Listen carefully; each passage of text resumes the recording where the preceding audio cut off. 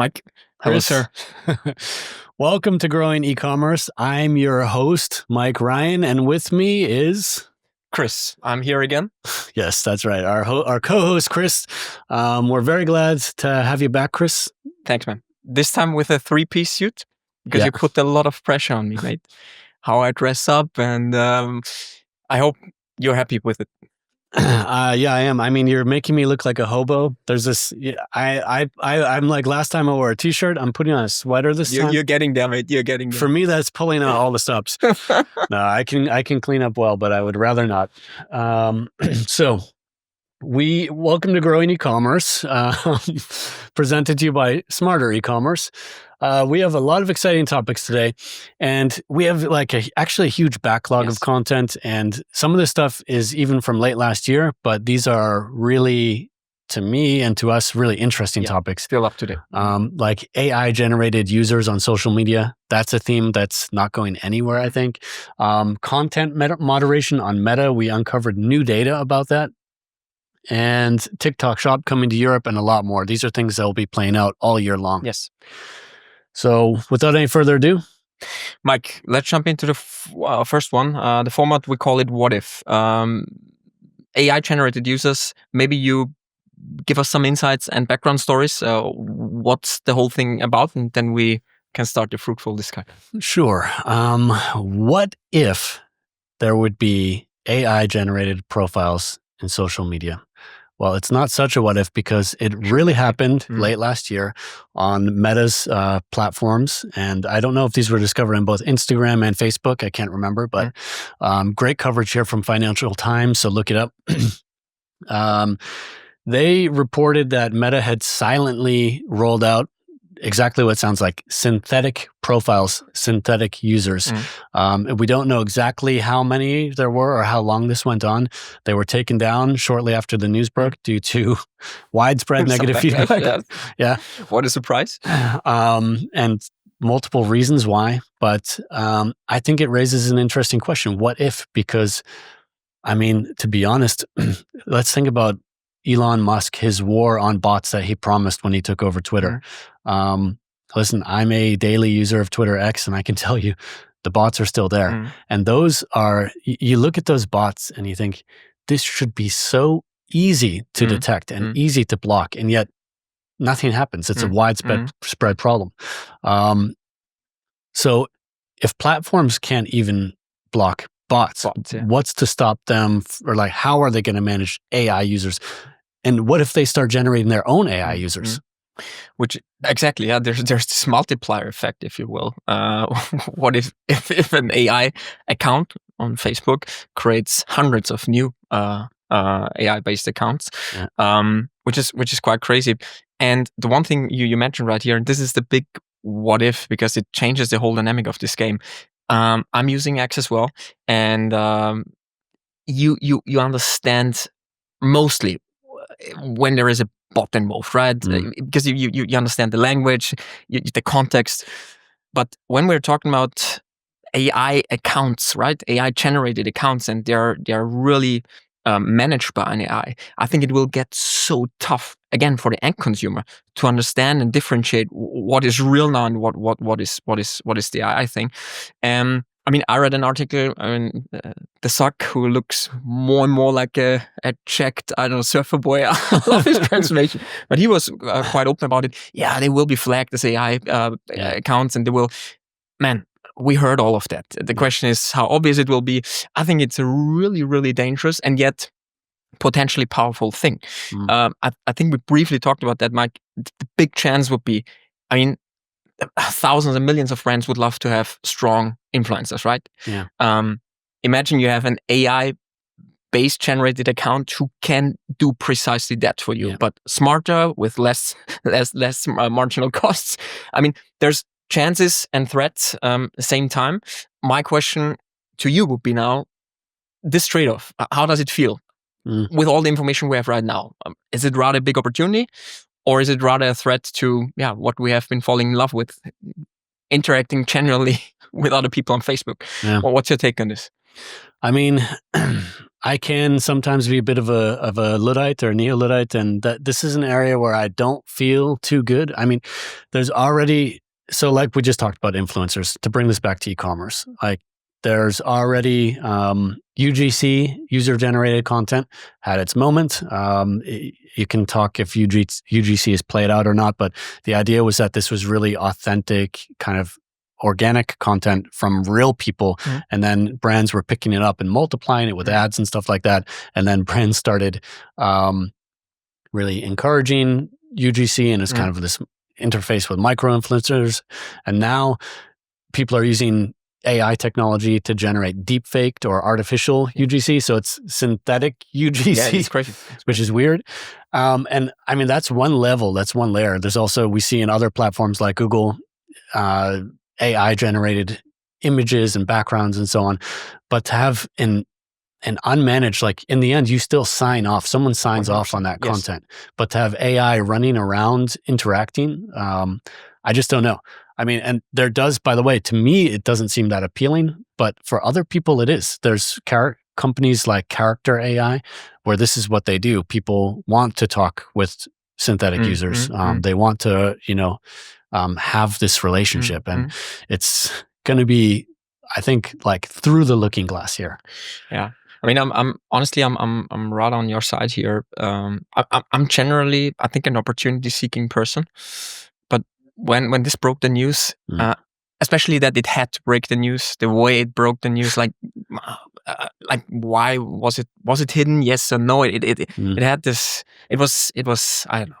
Somehow fishy. Didn't feel good. In the first place. But in general, I think if you really can't differentiate anymore, and it's happening on a daily basis, we know that for sure. But at least with the bot thing, right? Yeah. There are ways to detect it, to fight against it.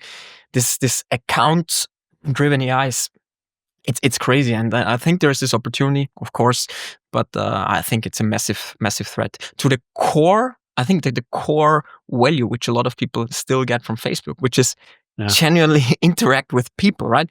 If there's a big question mark to that core value, I don't know. Maybe there's down the line also a business model risk for Facebook, because I think it's a very risky move because it potentially undermines this very core value prop Facebook has to talk to each other. And I'm right on your side. The threat is big here. Yeah, and there's these other like alternative platforms like Be Real, which is it's about authenticity. Exactly, people are already, I think, a little fed up with that. But right now, it's just that point where there's no rules of engagement, and even we see on LinkedIn, like I get people using AI to comment on LinkedIn posts and stuff like that. We see you, we block you. And I'm going to use that as a transition. It's awesome transition.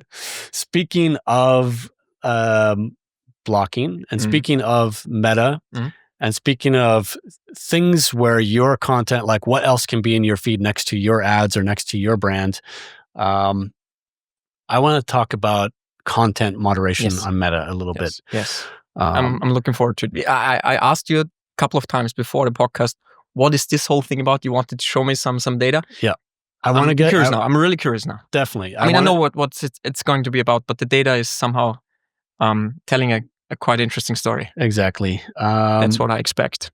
Hold on. Actually, Chris, I want to share my screen with you so you can see this.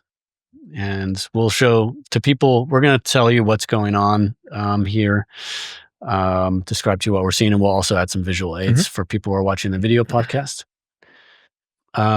Just for a little context here, Mark Zuckerberg made some headlines in January this year when he said that basically Meta is excessively moderated, and that there's a political nature to this as well. This is part of this movement that's happening in Silicon Valley right now, realignment of priorities to align more closely with the current administration. This is a whole topic. We don't have to get into it too much. We could maybe someday. Yeah. But he said that basically the platform is heavily moderated, and he's changing that now. So what's really interesting is that in Europe, these large platforms are required to submit daily moderation data. Okay. How many moderation events there were and what were the reasons for moderation. And they also have to look, they can provide info where people demonetized, that they have their visibility limited, what was the nature of the moderation. It's really interesting data. So I decided to look at that and find out, okay, was Meta more heavily moderated or what's going on? And I have a dashboard of the EU's database here. And what we see is that if we look back to like late 2023 and early 2024, the volume of moderation happening on Meta was pretty low. And the two main reasons by far were kind of a general terms of service violation and also data protection and privacy violations. These were the two main reasons. So how to read the chart? So let's say on September the 3rd, Q3, September 30th, there were roughly 144,000 incidents where Facebook had to administrate, and they were basically in the area of scope of platform services, right? Exactly. That's kind of a baseline. All right. So where, let's say 150,000 terms of service takedowns per day. Yes. And then I'm just going to advance that time series and look at how this developed over time. The number was, the volumes were increasing a bit as we got through into 2024. This is where it got interesting. Around Q2, you see the numbers starting to ramp up a bit. So now, just for reference. And again, the scope of platform services. Yeah, the scope of platform jumped from 150K to like 760K. Yeah. So quite a multiplier there. And we're going to keep going.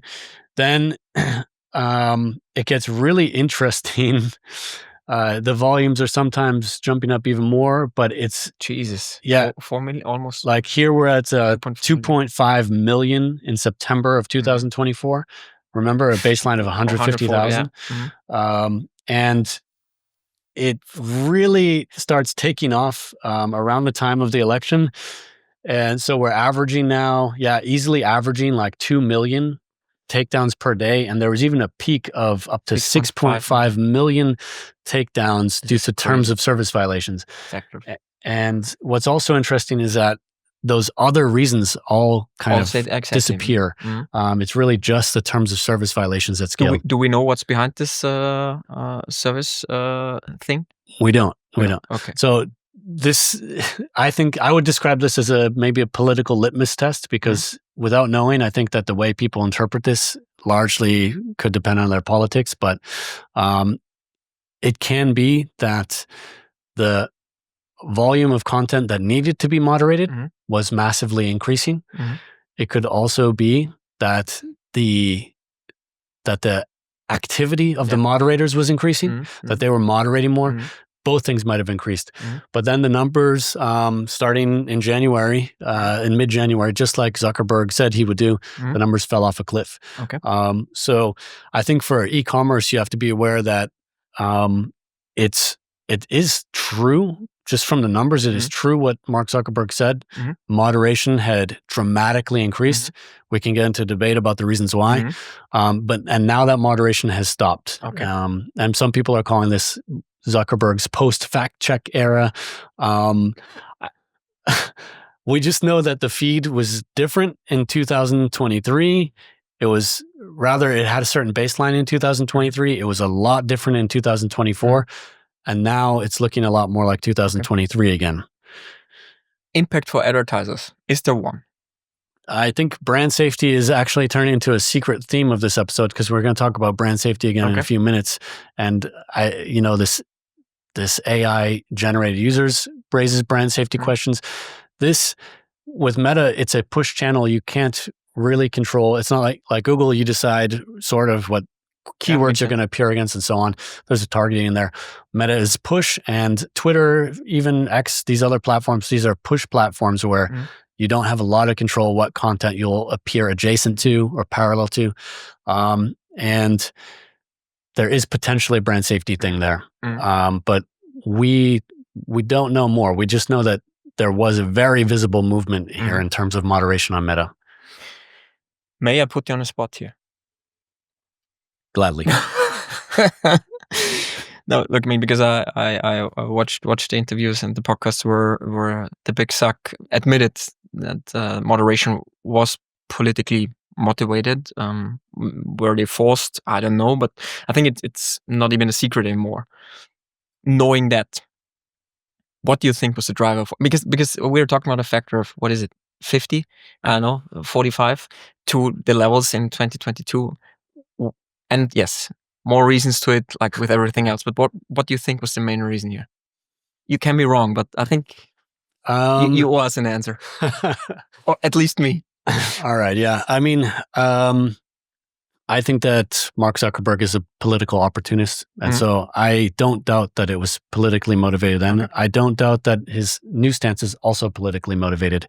I mean, if you flash back to 2016, in that era when, like, during the first Trump election, one of the single most valuable people in the entire company, Palmer Luckey, he was responsible for, or is it? Yes, Palmer. I always say Lucky Palmer, but Palmer Luckey, he was responsible for their whole VR efforts, and he got canned because he politically supported Trump. And then it's just rich knowing that, and then to flash forward, and you've got Zuck with his tan and chains, and like, things have changed a lot. And I don't think that Zuckerberg is that ideological. I think he's opportunistic. Yes. Yeah, I will co-sign that. Awesome insights. Do we know? So these are the most current numbers, right? Or no, 24. And now they fell off a cliff again after that, right? Yes, exactly. Exactly. They went back down again. Interesting.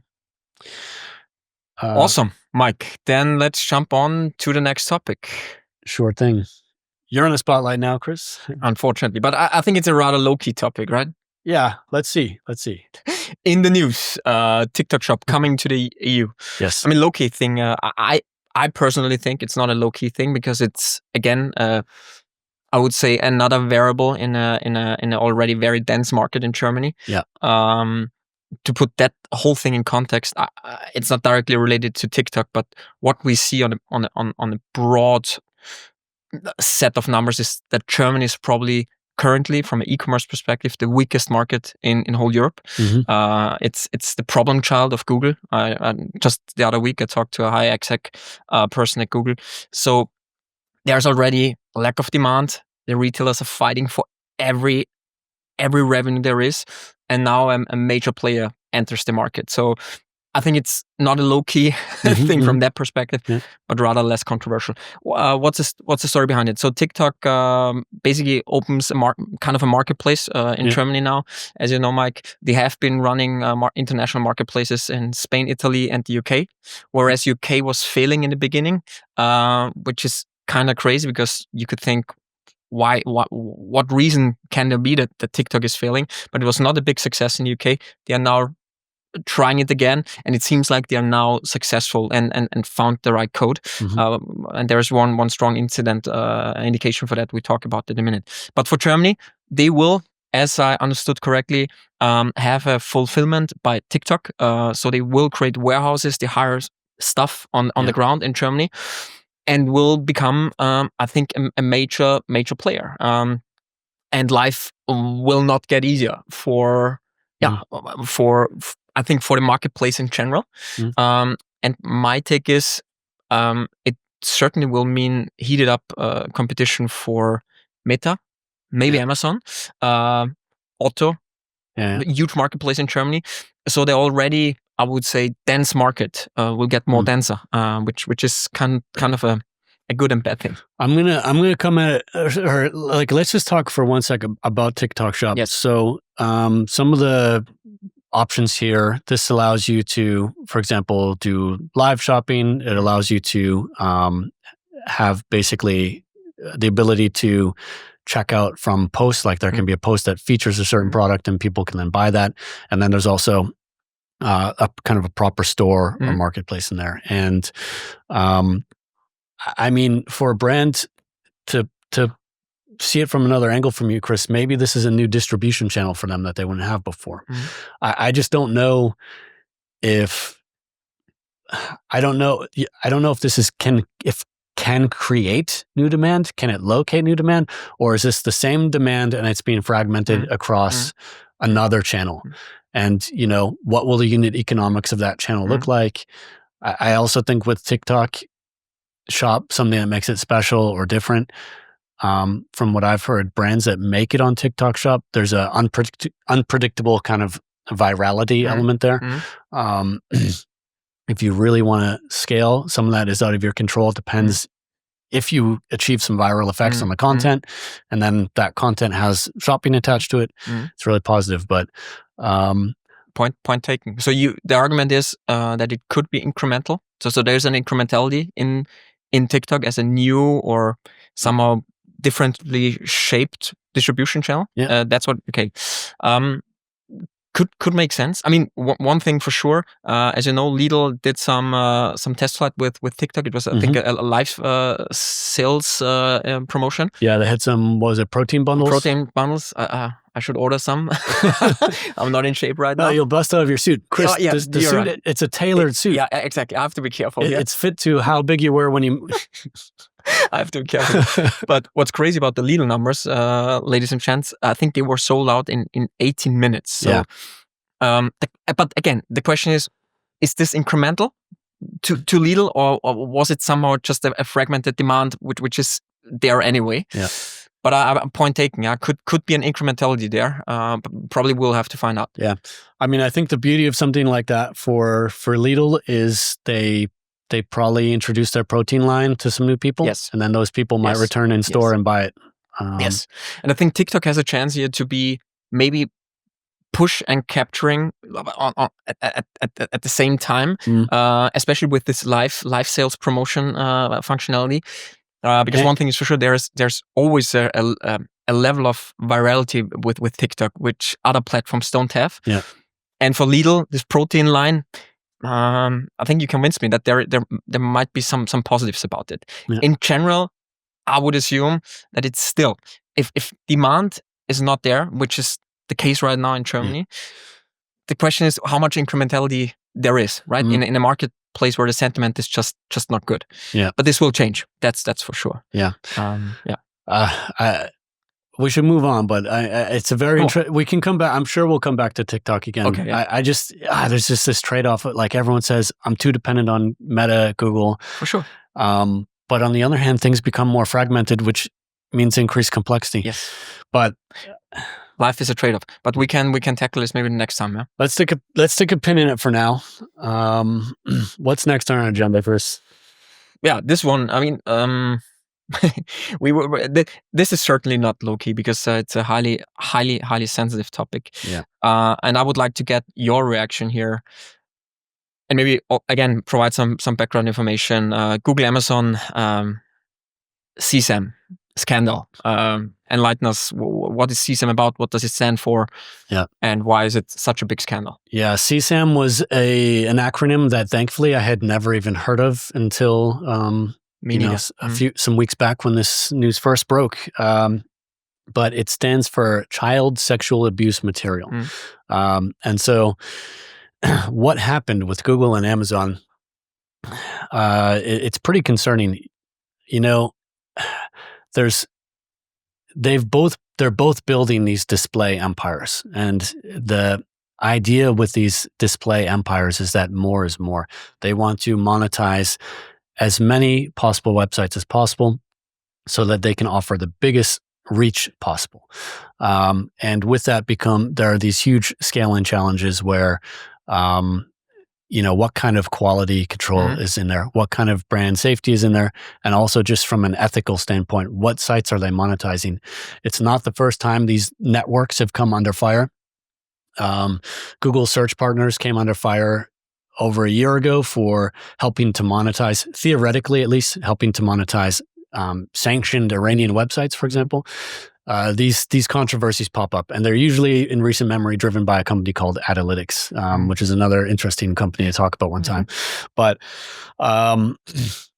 yeah, so to bring it to the point, there was these completely unmoderated free photo sharing websites, and these websites there's valid users of these, I guess, but they were also used to host exploitative material. Okay. And you could have display ads showing directly adjacent to this material. So these websites were part of the Google Display Network, for instance. Exactly. These websites were in there. Okay. And Google and Amazon have had a pretty weak, kind of lame defense of that, which is that this didn't happen a lot. But now you get a reaction from this was the argument here? Yeah. Okay. And to me, it's something that should be so easy to agree on, zero tolerance. And that for sure, one ad impression helping monetize this content is one too many. It's like a broken window theory, right? I mean, even if it's just one impression, and how can you control it that there won't be another one, a third one, a fourth one? This is crazy. And do you have some numbers here? I do, yeah. I had a special look at this because one thing, we have access to hundreds of advertising accounts, and so we can just I can check this stuff in minutes. And so I did that, and what I found, it's true that these impressions in the grand scheme of things were vanishingly rare. Okay. But what's disturbing to me is how widespread they are. That might sound a bit contradictory, but what I mean is that any given account might only have a couple of impressions served on this property. But a lot of accounts had, a lot of them did.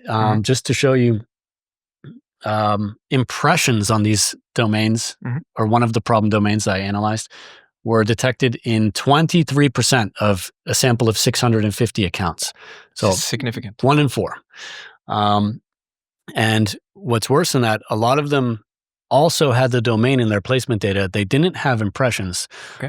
So that might sound a little weird, but basically it means that the ad loaded and was ready. Below the fold. Yeah, below the fold. So as soon as you would scroll down on the page, would have been an impression. You'd see the impression. And when you consider that data too, then 40% of accounts had this data in there. And I don't blame the advertisers here at all, because you can't, you're showing against so many domains, and advertisers try to use brand safety tools. They're coming under fire as well. Verification tools coming under fire here. But I actually think the responsibility belongs at the platform when they onboard these partners. No doubt. They're accepting them as a business partner. Exactly. Yeah. It's not like that you can join the Google Display Network. There has to be a certain registration process in place. Yeah, probably part of the problem here is that then Google signs agreements with other aggregators who resell it. It's just not moderated. It's not regulated at all. And what's the best way to get this fixed? Because the question, I read the statements. Partially, I read the statements. I think they were complete bollocks, honestly speaking, because even if I just get 3 impressions on a website, I know sharing CSAM content, I think it's a massively bad thing. For Google, what is a realistic way to get this? And not just Google, by the way, it was Amazon as well, right? Yeah, Amazon as well. Yeah. What is the best way to get this under control? Such sensitive topics. What's your take on it? I think that they need to work closer with authorities who monitor this type of thing, because this domain was on a problem list for years. So Google did take it down, this domain in July last year, for example. But that domain had been on a watch list for years. Years before, yeah. So why did it take so long? And by the way, Google is they're quite active. If you look at their organic search, they have a database there, a transparent database of the volume of websites that they have restricted visibility, taken out of the listing, de-indexed to prevent them because of exactly this reason. And my question is why, it's proof that they can do it. Why don't they do that for their paid network as well? Fair question. It's crazy to bring it up, but I think it's an interesting angle to this whole story from a performance perspective. I would be shocked that these sites were performing, right? Because the traffic on these websites. I mean, yeah, I mean, what about that? Wouldn't that be a way for Google to detect these websites which are just not performing at all? Yeah. On top to the highly critical content. Yeah, I mean, I think it's a good point. This is a general problem with Google Display Network. It has just become too big. Too big, it's, yeah. you know, you hear about too big to fail. Google Display Network is too big to succeed. It's just so massive, and I'm certain that there is a strong correlation between brand safety and performance. Yes. And Me too. It sucks to talk about performance in this context, but if we view the issue more broadly than that and look at the whole network, if you would solve for one problem, you would solve for the other. I'm convinced about that. And Google has a kind of a financial responsibility toward advertisers on the performance side. And they also have an ethical responsibility, and which is heavily overlapping with the brand safety topic. And both responsibilities were probably let down in this case. Absolutely. These placements were there for the sake of them being there. They were there honestly for the chance to make Google a buck. And then the sad part is that these terrible websites get monetized in the process. Crazy thing. Crazy and disturbing to a certain degree. I mean, we will keep an eye on that for sure. The sites are down now. That's what we know, right? I don't know the sites. I mean, I think the sites are up, but they're not being they're monetized. Not being part of the exactly. Yeah. Okay. Yeah. So this at least is a good news here. The next topic and the last one for today's episode is for sure a more positive one. At least I think so. We have the section by the numbers where we dig into numbers. Yeah. And we have a state of PMAX report which unpacks, I think, some super interesting insights. Mike, do you just want to kick it off and I will jump in? Yeah, definitely. It's oh man, I'm feeling a lot of whiplash here. It's a bit like you know, they talk about on the news, they talk about some tragedy and then they're like, and now back to sports. now back to sports. Yeah. But yes, let's talk a little bit here about some other research that I've been working on. As I mentioned, we have access to a lot of account data, and so I just want to I'm going to share my screen with you again, please. Chris, so you can see this stuff. I'm looking at performance max data from thousands of PMax campaigns across hundreds of accounts and trying to derive new insights at kind of a market level, an aggregated level, and also figure out what we can learn from those things. And just to show you a couple of things that are going to be appearing in this report, I have a time series of the count of PMax campaigns per account over time, how this is developed, because people joke a lot about PMax that Google wants you to just turn on a single PMax campaign and let it run. And we could get into a whole episode about why that's a bad idea. But what we see is that this number is developing strongly over time. So indeed, like if we go back to September 2022, when PMax really started rolling out at a very large scale, the average was like 2.5 campaigns per account. And now we're up much closer to 5 per account. So we've seen that steadily trending upward over time. Fact of the matter is that the most common value is still 1. Okay, interesting. But it's something that I'm certainly watching closely. May I just jump in here? Because I think it's important to discuss just briefly. So we think, it's rather a question now. Yeah. Do we think that this development is a good sign by default? So the more granular, the better? Or are there some things to have a look at? Because it's not just a good thing to have 5 campaigns instead of 1. What is your take on it? Yeah, it's a good question. I mean, in general, we're seeing that accounts are a lot more consolidated than they were a few years back, and that this is generally a good thing. It's supportive of the technology. And so I don't want that chart to just keep going up forever, actually. I think there's probably a comfortable ceiling in there somewhere. But it does show me that in general, advertisers are getting a little bit more sophisticated with their builds. I think it's very healthy to see that number developing. I do think there's a logical extreme though, because you need to find the balance of granularity that offers you control and strategic steering, and then consolidation, which is the optimal environment for the algorithm. And I think one number I would like to throw out here to the audience is the limits of granularity are somehow tied to the number of conversions per campaign. Exactly. Because the more granular you are, the less conversions you have, the less data the Google algorithm has to really perform. And I think that number we think is the absolute minimum per campaign should be around 30 conversions, roughly. Yeah. Everything below, I think we both agree on, is over granular or too granular, so to speak. Yeah. And a more consolidated approach would be more useful here. Yeah, even ideally, you'll have like 60 or more conversions. Okay. And I'll talk about that in the report too. I also want to show you quickly something that's developing with bid strategies. This one's really interesting to me. I first ran this report back in 2023, and there was like an 80% adoption of TROAS in PMax. Okay. And now we're seeing that number has been diminishing a bit over time. And I think I don't know why exactly, but it's an interesting trend. It's down more like around 70% or so now.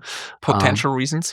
Well, one theory that I have, I noticed that the number started dropping around peak season in 2023. Okay. So I think in 2022, when PMax rolled out, people were just trying to handle the new technology, handle the migration. That's also why they probably had fewer campaigns back then. They were trying to keep things simple.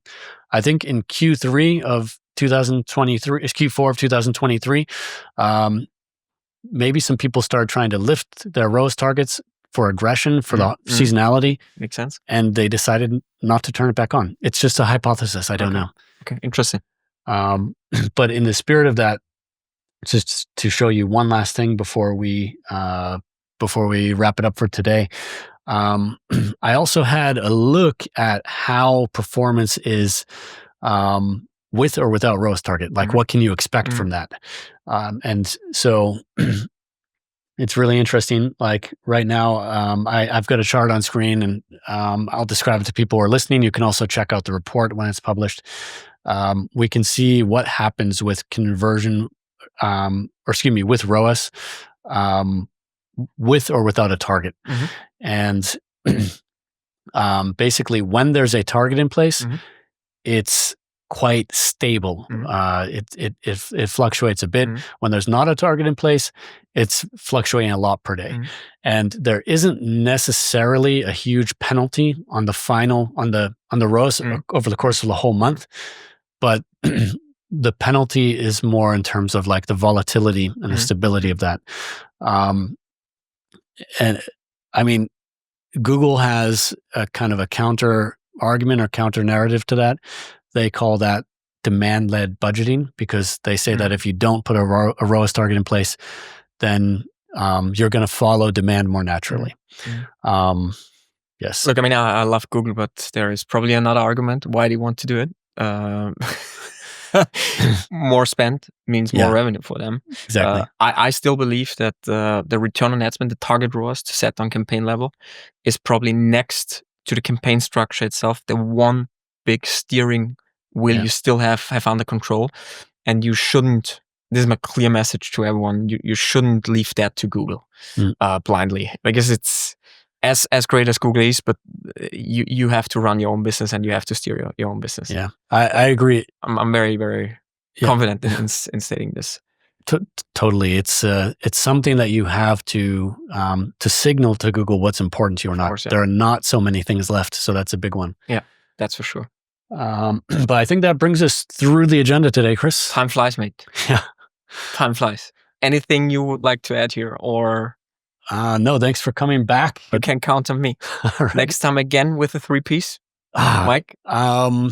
Next time again with the plain black t-shirt, I'm going to go for, I think. Looking forward. Sir, was a pleasure again. Thanks, Chris. Thank you, everyone. And by the way, this podcast is produced by Smarter Ecommerce. You can learn more about Smarter Ecommerce at smarter-ecommerce.com. Where's your smile? Here it is. Right here. Thanks, mate. Thanks.